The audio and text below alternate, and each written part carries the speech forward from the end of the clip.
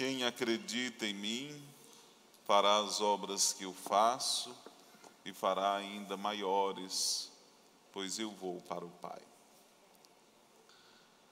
Queridos irmãos e irmãs, estamos celebrando o quinto domingo depois da ressurreição, quinto domingo da Páscoa, e já estamos caminhando para o fim deste tempo bonito, desse tempo de exultação, esse tempo pascal.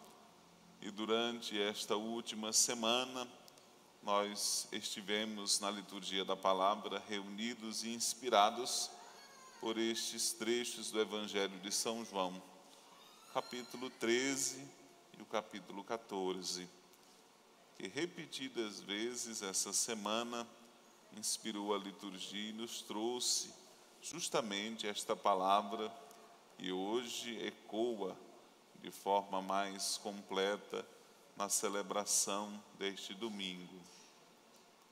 Jesus está no cenáculo, reunido com os seus discípulos, e está ali apresentando-lhe o testamento, a despedida. Este é o contexto de João 13, 14. Jesus no cenáculo, apresentando aos seus discípulos o testamento de despedida. E ele traz duas realidades muito bonitas que poderíamos observar para a nossa vida e, sobretudo, para nos inspirar durante esta semana. A primeira, de que a fé que nós devemos ter nele nos garantirá viver sem perturbações. Os discípulos começam a ficar preocupados, porque no cenáculo, na despedida, Jesus anuncia muitas tragédias. Anuncia ali a negação de Judas, a negação de Pedro, anuncia a sua morte, anuncia que eles vão estar dispersos. E isso traz muita preocupação para os discípulos. Mas Jesus também diz: olha, não se perturbe o vosso coração, não se deixe incomodar por estas coisas. E é importante esta palavra, e sobretudo para compreender bem esta palavra, nós poderíamos somente ficar nesta palavra: não se perturbe, não tenha medo, não se aperreie, como diz o povo por nós aqui.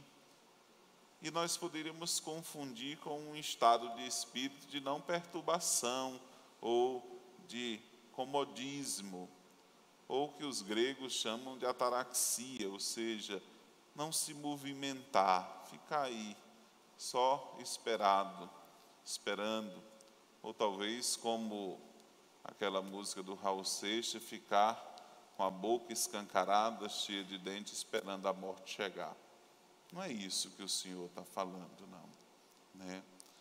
Quando nós lemos o versículo 1 do capítulo 14 de São João, se lemos nessa ordem: tendes fé em Deus, tendes fé em mim também, não se perturbe o vosso coração, nós compreendemos o que o Senhor verdadeiramente quer dizer aos seus discípulos e a nós hoje. Ele não está dizendo que a nossa vida não passará por sofrimentos, por contrariedades, por negações e até mesmo por coisas que vão verdadeiramente nos assustar, como acontecerá com o discípulo. Ele está dizendo que nós devemos sofrer pelas coisas certas.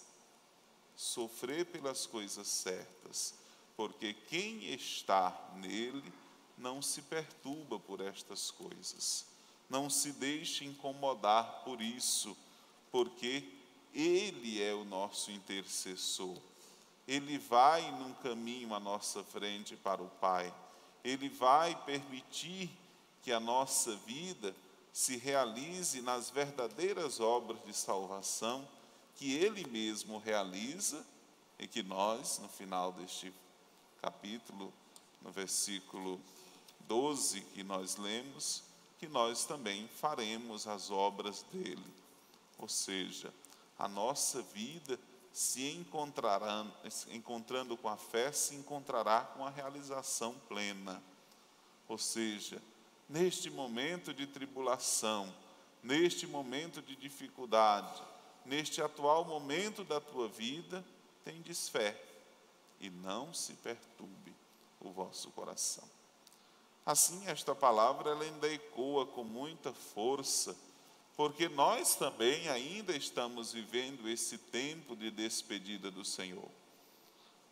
Na liturgia propriamente dita, estamos no 5º domingo da Páscoa, nos aproximando já para a festa de Pentecostes e vamos viver na ascensão, mas também na vinda do Espírito Santo, este testamento espiritual e inaugurar a segunda realidade importante deste domingo, inaugurar o tempo da igreja.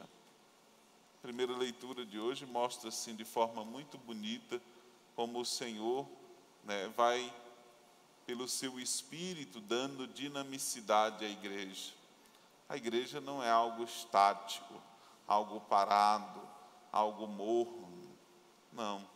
As realidades vão se impondo sobre a nossa missão e o Espírito vai suscitando no nosso meio ministérios, servidores, pessoas que na graça de Deus vão se comprometendo com a causa do reino e vão realizando as obras de Cristo presente no mundo, fazendo inclusive as mesmas obras que o Senhor realiza, agora num mistério muito mais amplo, que é com a nossa participação, da onde o Senhor vai revelar isso. Olha, se vocês acreditarem em mim, vocês farão as obras que eu faço.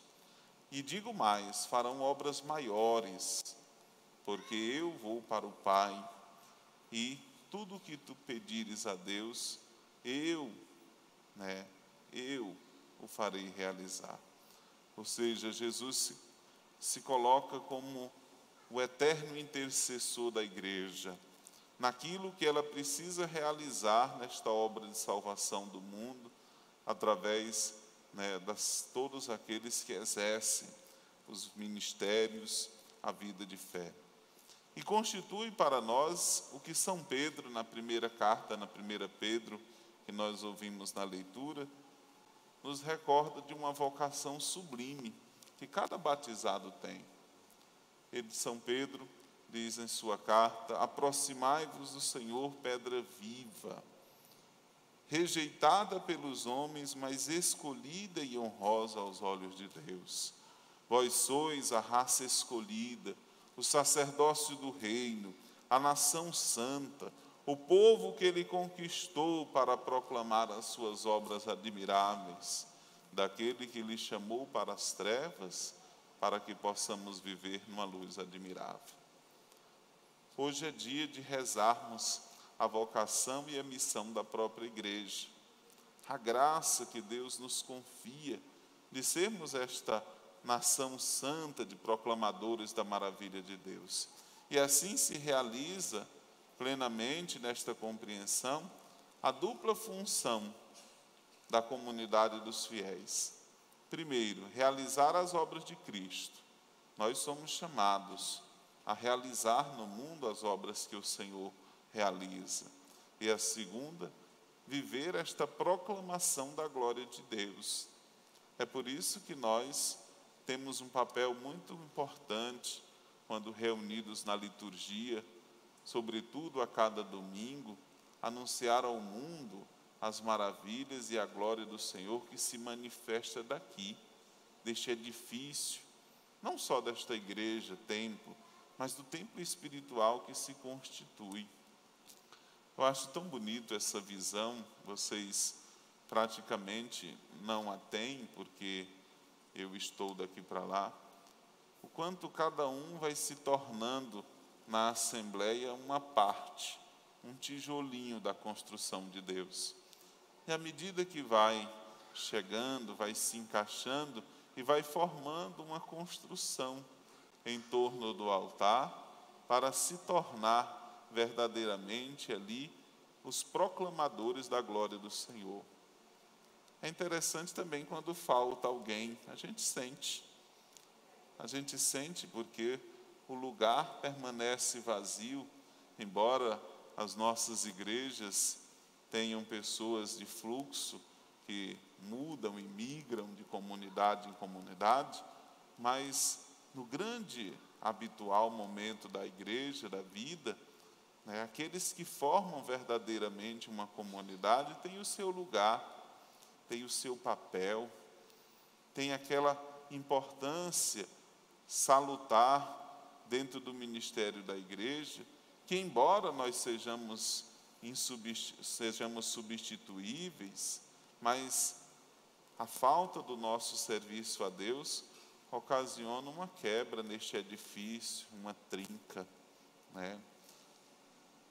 Às vezes eu fico imaginando as nossas comunidades, tem pessoas que se afastam da comunidade, deixam o seu lugar, o seu posto e o seu serviço, como se aquilo não fosse uma obra que ele realiza em nome de Cristo. Se afasta porque decepciona, ou porque se cria ali um problema, uma dificuldade, e ele não reconhece que ali não é uma obra dele, E aí, esta obra é uma obra de Cristo que passa por ele, nós só somos instrumentos. E o Senhor vai dizer para nós que foi Ele que nos escolheu. Ele nos escolheu, Ele nos preencheu do seu Espírito, Ele nos indicou o caminho e Ele quer que nós realizemos as obras que Ele faz, que Ele mesmo deveria fazer ao mundo, nós somos chamados a realizar. E isso é completamente compreensível quando o padre verdadeiramente assume a sua função dentro da comunidade, os ministros leigos e leigas, aqueles que constituem os demais serviços e até mesmo os que na vida assumem este papel de assembleia constituída para o louvor de Deus.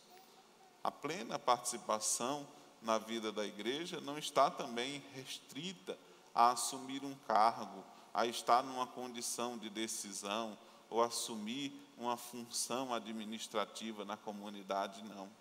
É a vocação de batizado, de pertencente a esse edifício espiritual que nos credencia a viver as obras do Senhor e a não temer as dificuldades deste tempo, porque nós temos fé. E se temos fé, temos também o caminho. Se temos o caminho, temos a verdade, temos a vida, porque temos o Senhor em nós. Que Ele interceda, meus irmãos, por nós, pela igreja, pelos seus serviços, pelos seus ministérios, pela graça e a vocação de tantos irmãos e irmãs que se dedicam plenamente, dia após dia, ao serviço do Senhor. E não temamos assumir a nossa condição e o nosso lugar na vida da comunidade, porque esta obra é uma obra de Deus e não nossa. Amém.